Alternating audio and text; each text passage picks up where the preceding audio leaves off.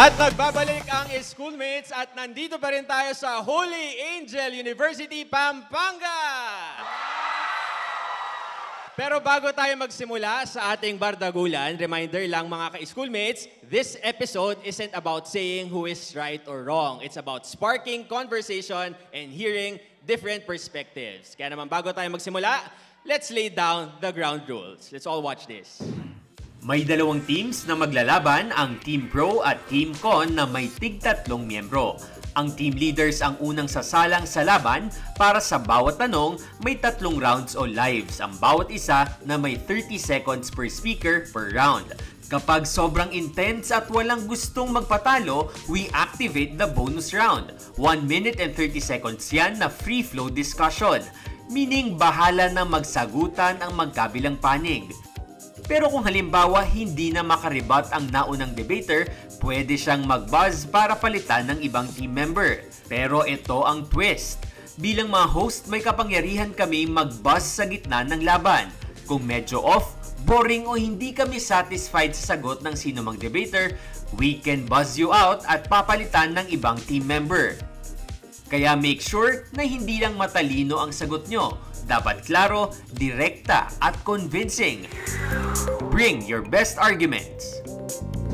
Alright, handa na ba kayo mga debaters? Yes? Alright, kung handa na kayo, game na. Mauuna ang ating mga team leaders. Unang tanong, dapat nga bang tanggalin ang mandatory senior high school? Simulan natin kay Kisha. Dapat tanggalin ang mandatory senior high school kasi dapat palitan siya ng optional. Merong mga objectives or goals na nilahad yung DepEd para ma-sustain yung K-12 curriculum. Pero studies from DepEd says na hindi nila na-meet yung objectives na yon or merong results pero hindi siya sufficient para ma-prove na dapat mandatory yung senior high school. Okay, ano masasabi mo dyan, Gian? No, because according to Sunstar Philippines this year, it is first of all fostering inequality kasi it will cause a two-tiered educational system. Education will be seen as a privilege. And second, it is ineffective or inefficient kasi academic institutions will race to the bottom and there is no clear academic structure or curriculum. It is also causing societal failure as we are teaching children na hindi dapat i-priority ang education and dapat hindi nila deserve the best start in life and we are sacrificing their future for present convenience. Optional is not an option. Kisha. Though yes, merong benefits yung senior high school, pero hindi naman lahat yon nasosolusyonan talaga ng senior high school. Katulad nga ng objectives, yung objective ng senior high school is mag-give ng quality education and employability. Yun yung rason bakit siya in-implement. Pero nagsasabi yung studies na hindi nila na-reach yung goal na yon. Kunyari yung sa employability. Like, ginawa nila yon para yung mga senior high school, pwede na sila mag-work after senior high. Pero 20%, according to PIDS, 20% of the senior high school lang yung mga pwede... Time is up. Gian? Okay, kailangan hindi dapat tayo magstay lang sa employability factor ng SHS itself. It is also transitional to higher education kasi nga kailangan quality education according to Section 14, Article 14, Section 2 ng 1987 Constitution. And maraming factors, sure. Pero marami rin ang nakakatulong sa government natin para ma-implement ng maayos yung senior high school curriculum. Kisha. Pero sa quality education-wise, as I said, na hindi naman senior high school lang talaga yung parang mag-giveaway for college sa mga students. Para as preparation din, meron ding bridging programs na pwedeng applyan ng mga students as alternative for senior high school. Kasi yung senior high school, mas magastos siya, additional 2 years pa, which is a time burden, tapos financial burden nga. And di naman lahat ng Filipino families pwedeng or afford or may privilege na makapag-senior high school. Mas magastos daw, Gian. No, because meron tayong assistance internationally from ADB Asian Development Bank na inaayos na ngayon to strengthen the curriculum. And they're actually helping with the infrastructure itself by simplifying the curriculum para mas konti yung subjects and para mas marami yung immersion sa work. Yun nga, according to your dilemma. O Kisha, may financial assistance naman pala. Pero hindi lang naman po kasi tuition-wise yung gastos ng mga students. Kasama din po dun yung transportation fees, yung miscellaneous fees, yung uniforms, yung books. Ang dami pong gastos ng isang senior high school student. So kapag na-accumulate po yung funds na yon, hindi lang naman siya applied for yun dun sa sinabi mong funding. Parang hindi naman siya nasusupport solely of that. So meron pa rin gastusan yung mga families at financial burden pa rin siya sa mga Filipino families. Financial burden, Gian. Let's talk about implementation. Okay? Gagawin nyo ang optional yung senior high school. Pero yung mga hidden fees na to, hindi ba problema siya ng ibang sectors? Hindi kung paano natin is gagawing optional or gagawin nating mandatory yung senior high school. That is an irrelevant problem na problema ng ibang parts or sectors ng government natin like Department of Transportation, Department of Trade and Industry, babaan nila yung presyo ng gasol. Yeah. Kisha, hindi raw solely problema to ng isang sector, dapat daw problema ng iba't ibang sector. Ano mong sasabi mo dyan? Pero right now we're talking kasi about education-wise. So parang it affects them then. Tapos yung another option is that dapat hindi mag-focus solely din sa senior high school yung DepEd or more on yung resources dapat i-reallocate siya sa K-10 curriculum, which will help parang dun sa quality education na sinasabi. Kasi nga, meron sinasabi sa PIDS na parang yung Philippines, or sa PISA pala, na 76 out of 81, nag-rank 76 out of 81 yung Philippines. Actually, since yung sinabi ninyo about sa pagiging optional niya, the implementation, di ba? Hindi nyo siya masyadong, wala kayong clear na structure na naihanda about that. Ang sinasabi nyo is, dapat, kasi propositional kayo, so you have to explain kung ano yung optional na strategy na pinaplano ng ano. I've mentioned optional strategy for that is yung bridging program. Okay, so you can reallocate funds, right? Yes. Bakit hindi natin i-allocate nga sa senior high school kung talagang nangangailangan siya? Go ahead, Kisha. Pero bakit sa senior high school dapat? Sa PISA nga sinabi na yung quality education mababa or 76, nag-rank 76 out of 81 yung Philippines sa math, sa reading comprehension, and sa science. Yung subjects na yon, hindi ba sa basic education siya? Hindi naman siya sa senior And high the school. free flow has ended. Okay, so free flow na yon. Okay, so far ang sinabi ni Kisha, kahit daw merong nadagdag na years, hindi pa rin daw natin na-reach yung quality ng education base sa mga datos. Pero balikan natin yan mamaya. Next na tayo.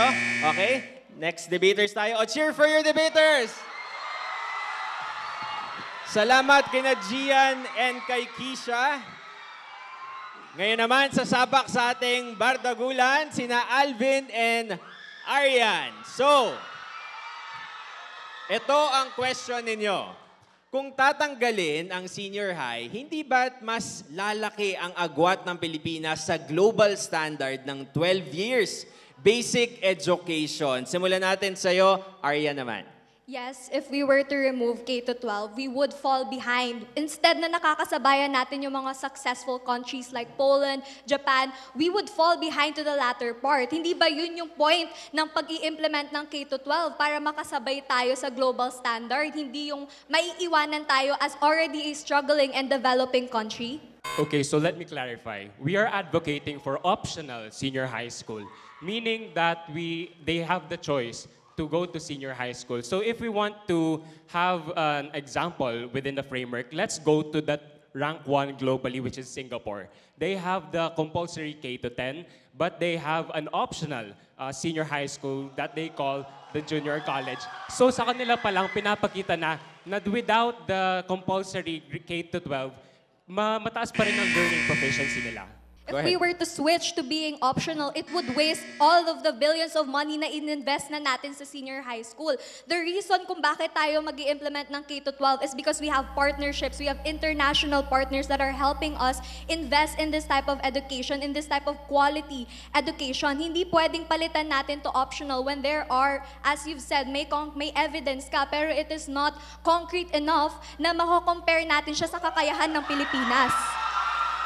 Masasayang nga ba talaga ang mga investments natin? Hindi ba natin sila pwedeng i-reallocate sa ibang classes? For example, the buildings that we have built for senior high school, they can still be used for the optional senior high school. And then the materials and training for our teachers, they can still be used and applied to our students. So hindi natin pwede sabihin na masasayang lang yung investments natin. And in fact, mas magagamit pa natin yung mga investments na to para ma-improve pa yung education sa Pilipinas. Well, then if we're gonna talk about reallocation, why don't we talk about reallocating it to benefit the senior high school now? We have the program now, we have the resources now, we have manpower, we have experts. Kung sasabihin natin na i-reallocate pa natin siya to an optional one, we would be taking a step backwards to already reallocating it sa improving yung system na meron na tayo ngayon. We should improve it rather than abolish it or make it optional kasi nandito na tayo. Instead of moving forward, mas gugustuhin mo bang pa-backwards yung Pilipinas?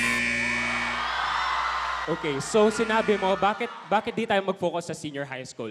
According to World Bank 2022, 91% of 10 years old students cannot read with proficiency and comprehension. So why shouldn't we focus in K-10, which is our foundational learning? Ang sabi nga sa mga studies natin, ang mga estudyante, pag mas bata sila, mas marami silang natitake in na information. For example, UNESCO said that 15-year-olds below are most affected by learning within reading, math, and Alright. science.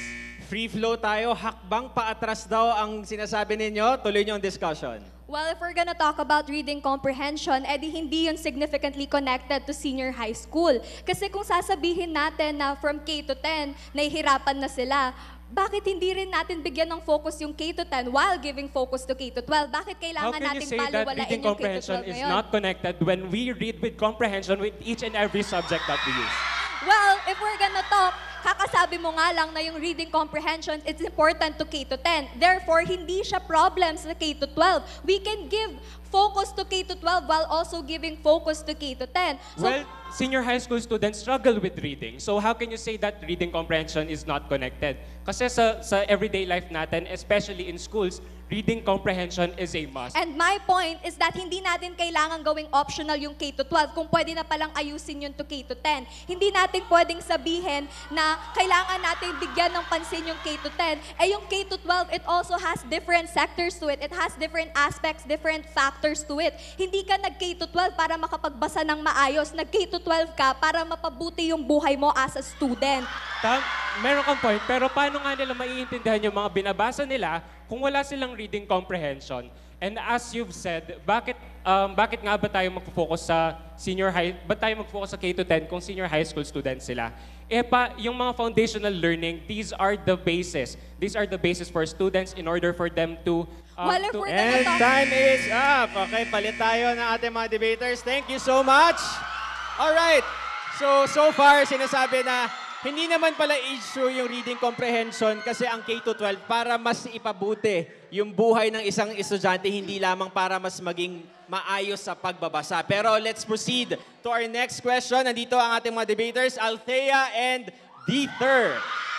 Alright, your question is, paano masisigurong competitive ang ating mga graduates sa buong ASEAN at global market kung mas maikli ang basic education natin kaysa sa ibang bansa? The burden is on you, Digner. Go ahead. Well, first of all, in-implement lang naman ng K-12 dahil sinasabi ng Pilipinas na paghuhuli na siya in terms of academic, kaya nga lalong pinahaba, di ba? Pero hindi sagot ang longevity doon sa problem. Hindi ibig sabihin na mahaba ang years doon, pwede magiging competitive na tayo sa ibang bansa. Gumagaya lang naman ng Pilipinas to other countries na successful na 12 years ang education. Pero kung sa atin, magiging optional siya, magiging competitive pa rin naman tayo to other countries. Kaya nga naging optional. Yung mga students na or graduates na gusto mag-ibang bansa, pwede Alaya. Pero how can you be sure na pag mas maikli na yung years natin ng pag-aaral, mas magiging competitive tayo dun sa nasabing group? Hindi ba pag tinanggal yung K-12, mas magkakaroon ng chances na mas less yung learning ng mga bata? Pero kung nag-focus tayo, K-10, ang K-10, ang tawag, ang flow natin, doon tayo nagsisimulang matuto sa K-10. Paano ka aangat ng senior high, if ever man na maging mandatory talagang senior high, paano ka aangat ng senior high kung sa K-10 pa lang bumabagsak ka na or hindi ka na natututo ng maayos? Pero I'm sorry that is relevant kasi ang pinag-uusapan natin, ginagawa nating optional yung mandatory na. Hindi natin sinasabi na tatanggalin natin yung K-10. Ang sinasabi lang natin, we will stay or we will remain, ipapatupad pa rin natin yung mandatory kasi mas nakakatulong siya. Pero paano yung mga hindi ganun financial stability sa ibang bansa? Hindi naman natin tayo, may privilege tayo, nasa private school tayo, may pera tayo. Hindi natin inisip yung tuition, yung pagkain. Para yung mga ibang tao na walang sapat na funds or allocation para sa senior high school. Iniisip natin din yung iba, hindi lang tayo. Kasi tayo, nasasabi natin yon kasi sa senior high school tayo. Pero paano yung mga gusto mag-senior high school nang walang sapat na pera or allocations para mapunta sila ng senior high school? I'm sorry, can we go back to the question? Medyo redundant yung argument mo. Kasi, hindi ba't nasabi na yan sa pag-uusap ni Nakisha and ni Gian? And hindi ba nasagot na rin ni Gian na meron tayong ibang sectors para mamroblema doon? And besides, we have public schools na makakatulong din kung wala talagang pera or privilege, kung sinasabi mo, yung mga estudyante. First of all, yung sa sector, hindi naman Okay, hold on. Free flow na tayo. So ituloy niyo yung discussion ninyo. So far, ang sinasabi nila dito, financial burden ang pagkakaroon ng mandatory. So go ahead. First of all, yung sinasabi mong sector na parang hindi lang naman sa education yung sector na naaapektuhan pag inalis yung sa mandatory senior high school. Pero bakit hindi naman sa hanggang umaasa lang tayo sa ibang sector? Hindi naman nakikita natin na parang ang government ngayon, hindi siya, ang gulo niya ngayon, parang hindi agad na-implement yung gusto nating gawin. So dapat, kung gusto natin, ipilit natin agad para mas ma-implement lalo yung mga gusto nating gawin. Huwag daw iaasa sa gobyerno. Like other sectors, yung sinasabi mong may other sector. For example, pababain yung gas. Paano ipapababain? Nakikita namin, pilit na tumataas yung gas sa araw-araw natin nakikita sa mga news or sa articles. I'm sorry, irrelevant. What do you mean na hindi iasa sa ibang sectors? Kaya nga meron tayong gobyerno para magtulungan sila, para mas mapabetter yung sistema dito sa Pilipinas. Pero nagtutulungan nga ba ang sector? Pero sa mga lumalabas ngayon, si Jingo Estrada, ang gusto niya, ipaalis ang senior high school, ipa-remove, ipa-abolish. Pero yung ibang government pero yung mga ibang government, parang, or yung governor, or yung mga senator, hindi sila uma-agree doon. Sa loob pa lang ng government, nagkakaaway-away na sila. So paano mo masasabing mas maayos siya kapag mas parang nag-wide na yung sakop ng pinag-uusapan nila? Hindi ba ang pinag-uusapan natin mandatory or optional? Ngayon, isipin mo kung naging optional. Sinabi mo nga, hati-hati na ang opinion ng lahat. Ilan lamang ang nagsasabi. Alright, time is up. Thank you so much, Ate and Dieter. Ibalik natin si Nakisha and Gian. So welcome back sa inyo. Alright, so nagiging mainit na yung discussion ngayon, pero ngayon tutuloy natin. Ano ang mas mahalaga sa ngayon? Bawasan ang gastusin ng pamilya sa edukasyon o panatiliin ang kalidad at standard ng edukasyon sa bansa? Gian, go ahead. Okay, sige. There is this ASEAN qualification framework na dapat 12 years yung study ng basic education para it's a standard, basically. And as part of the ASEAN, the Philippines, as a developing country, we need that. Kailangan meron tayong at least that na 12 years ng basic education to be globally competitive sa kanila. Speaking of employability, sige, how can we make our students, our Filipino children to be globally competitive and magkaroon ng opportunity sa ibang bansa? Isha. As you said, to be global competitive, parang you're saying na dapat may senior high para ma-reach natin yung standards ng ibang bansa. Pwede naman tayong umusad ng hindi nagbe-base sa mga ginagawa ng ibang bansa. Kasi sa country pa lang natin, paano tayo aasenso? May mga financial burdens nga per family. So parang wala silang enough resources para makapag-comply dun sa mga sinasabing standards na para magpa-improve. Gian. Okay, again, the Philippines is making a step towards that goal. We are trying to make it accessible for all. Merong mga tuition subsidies. Even private sector is helping funding these educational issues. They're funding classrooms, at least 50 na right now, as far as I know. And DTI din, they're helping right now. Asian Development Bank, as I've said earlier. And marami pang iba. You know, tuition fee subsidies from the government itself, because that is your job. Kisha. But not everyone is privileged to have those subsidies. Hindi lahat may knowledge about those scholarships or yung mga subsidies. Hindi sinasabi sa lahat na pwede silang mag-avail na non or may kakayahan sila for that. It doesn't really hindi siya necessarily for all kasi yun nga hindi lahat may alam about it. Gian. Okay, so 4Ps, Pantawid Pamilyang Pilipino program. It helps with exactly that program. And kailangan din na yung mga pamilyang Pilipino ay alam nila. By making it optional, we are actually making a two-tiered education system na yung mga privilege lang ang makakapag-aral. If you make it optional, syempre kung sino lang yung may kaya, sila lang makakapag-senior high school. As you've said earlier, di natin problema ngayon kasi nandito tayo. No, problema pa rin natin ngayon. Pero mas lalang po problemahin natin kung malaki yung agwat ng mga mayayaman at mahihirap sa bansa. Yung iba hindi nakakapag-aral ng wasto. Kisha. Academic inequality, right? Yes. So, ngayon pa lang, may mga dropouts na dahil hindi nila kaya isustento yung senior high school. So, paano mo masasabi na kapag pinalong or mandatory yung senior high school, mas hindi siya makakapag-help sa mga students na gusto ma-employ? Alright, so now let's proceed to our free flow. May mga hanging kayo.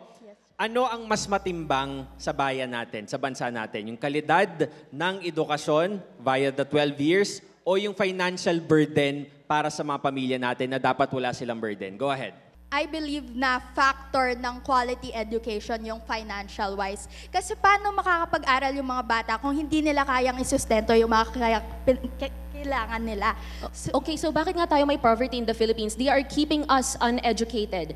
Kailangan, they are keeping us in this stunted level na grade 10 lang. We have made this step forward. Why don't we continue? And actually, 53.3% na ang tumaas sa transitional to higher grade levels dahil may senior high school. And according dun sa dropouts that you've said, 93.3% yung actually na-prevent na mag-dropout, na tumuloy sa studies nila dahil sa senior high school, and 3% na lang yung may dropout right now. Kaya namin na-bring up yung K-10 curriculum kasi let me ask you this, paano ba pumupunta sa tuktok? Di ba kailangan mo munang mag-start sa ilalim? Yung ilalim natin is yung K-10 curriculum. Yun yung parang building blocks ng paglago ng intellectual or... Okay, so that's the fault of the K-10 curriculum. Gagawin din ba natin siyang optional? Gagawin din ba natin optional ang college? Marami rin siyang problema. No, which is why yung K-12 curriculum... Precisely. K-12, kailangan natin yan. It is necessary as a developing country as the Philippines. Kaya lang naman in-implement yung K-12 curriculum kasi naglalak tayo sa quality education ng K-10. Ng K-10. Exactly. Time is up. Okay. Next debaters tayo. Thank you so much. Okay. For our last round. Okay. Here's the question for both of you. Kung marami pa ring employer ang mas pinipili ang college graduates kaysa senior high graduates, makatarungan pa rin bang ipagpatuloy ang mandatory senior high school kahit na nakararanas ng diskriminasyon ang mga SHS graduates sa paghahanap ng trabaho? Burden is on you, Arian. Go ahead. I wouldn't say it is discrimination per se actually. I would say na it is a company issue. Not an issue actually, a company standard. Kasi yung CHS, merong 4 exits yan. They can either go to higher education, which is college. They can either start a business of their own. They can either stay undecided, or they can enter the workplace. So hindi natin pwedeng sabihin na problema kasi hindi sila nakakahanap ng trabaho kasi that's not the sole reason for implementing senior high school in the first place. It is quality education. But that is one of its main arguments, right? That is one of its main objectives. So kung yung objectives niya hindi niya natutupad, how can we say that it is successful? Na-mention nga kanina, why shouldn't we continue with senior high school? What should we do then? Continue with a flawed system? Hindi ba dapat nating ayusin muna ang mga nauuna kumpara sa pag-a-add natin? How can we remediate something when its root issue is not answered? Its root issue is not being answered. If anything, it is being improved. Hindi mo pwedeng sabihin na it is a flawed system that should just be abandoned or abolished. Kasi kung sinabi natin yon, edi sana nung yung K-10 hindi pa siya gumagana ng maayos, inabolish na rin natin siya, di ba? So, its main objective is being answered actually. You mentioned it is one of the main objectives. So, ibig sabihin, hindi porket hindi natin to nabibigyan ng attention gaano, hindi na siya nag-work as a whole. Kasi its main objectives is not just employability rate. Okay, so you said that employability is just one of its objectives. Then let's go to its main objective. Yung sabi mo, yung quality learning. Nag-improve ba ang quality learning? According to PISA, hindi pa rin tayo nag-i-improve. Or if nag-improve man, it is so insignificant na hindi naaapektuhan ng significantly ang mga buhay ng mga Pilipino. Kagaya nga dun sa PISA, noong 2018 tayo ang lowest. Noong 2022, tayo ang fifth lowest.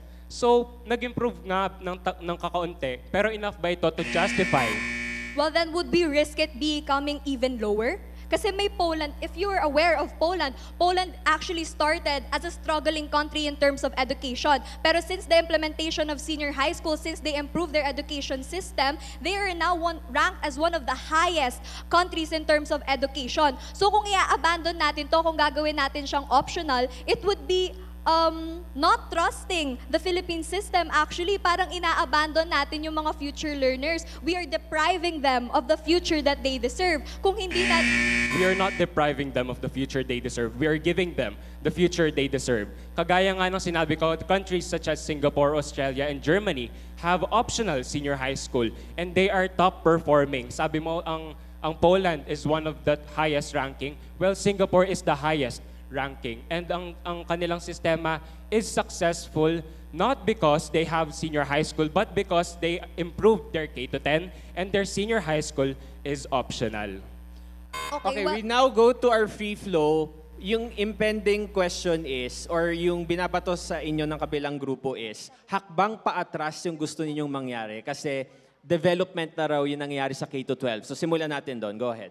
Just because we are going back to our roots, that doesn't mean that we are setting back the Philippines. Instead, we are moving forward with the times. Nakita natin na unsuccessful ang senior high school in terms of its promises. So how can we continue with this program? You said moving forward with the times, pero with your solution of making it optional, we are not moving forward to the times. Meron din kayong minention na kailangan ba talaga maging globally competitive tayo kung dito pa lang sa sarili nating bansa hindi na kaya. That is the sole reason kung bakit tayo magiging globally competitive, to fit the standards. Actually, not just fit the standard, makasabayan sa standard. Kasi hindi naman pwedeng hindi kaya ng bansa natin ngayon, so wag na lang. E di iniwan na lang natin yung bansa Okay, natin. so let's go back to the benefits of making it optional. Right now, you can only get your diploma once you graduate from senior high school. And this would actually deprive Filipino students who graduated, this would deprive Filipino students from getting a higher chance with their job applications, even sa mga TESDA applications. So how can we say that... Sorry, can you further explain the higher chance? So right now, when in terms of work, they are looking for a diploma, am I right? So then, if we require senior high school, then are we not depriving students who cannot go to senior high school? Because a lot of students are not able to sustain themselves through senior high school. Then are we not giving them the chance to get a better job with the Alright, unfortunately, time is up. Maraming salamat. Palakpakan natin ang ating mga debaters. Thank you so much. Pero hindi pa po dito nagtatapos sa ating pagbabalik ang huling statement ng ating mga debaters at malalaman natin kung sino ang best speakers sa magkabilang panig. Dito lang yan sa pagbabalik ng Schoolmate!